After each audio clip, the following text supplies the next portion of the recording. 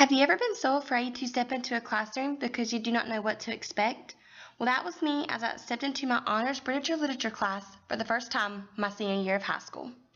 The sound of lockers slamming, notebooks popping, pencils tapping, and book bags zipping all went to silence as the bell to sixth period rung that day.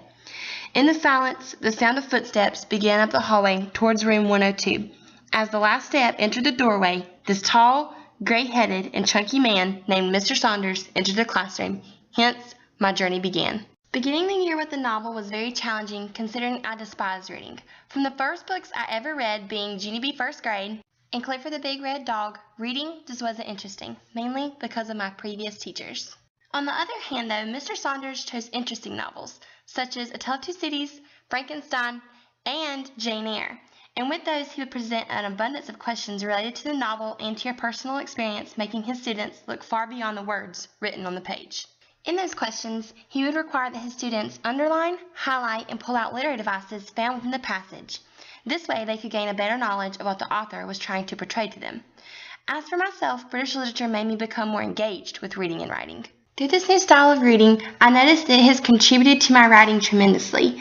From the first time I ever wrote an essay for him, Mr. Saunders, he challenged me to write like I read. Through this challenge, I find that I try to express myself through my work, hoping they will impact somebody like others have impacted me. Whether it's a novel required for a specific literature class or just a magazine that catches your eye, reading does have an impact on your life. For me, Mr. Saunders' literature class throughout my senior year made me realize that people do write for a purpose, and that is to impact others.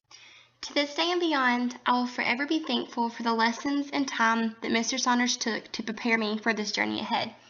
He has given me a new profound passion for literature, and I have learned that literature is a subject that I will carry with me for a lifetime. Thank you, Mr. Saunders.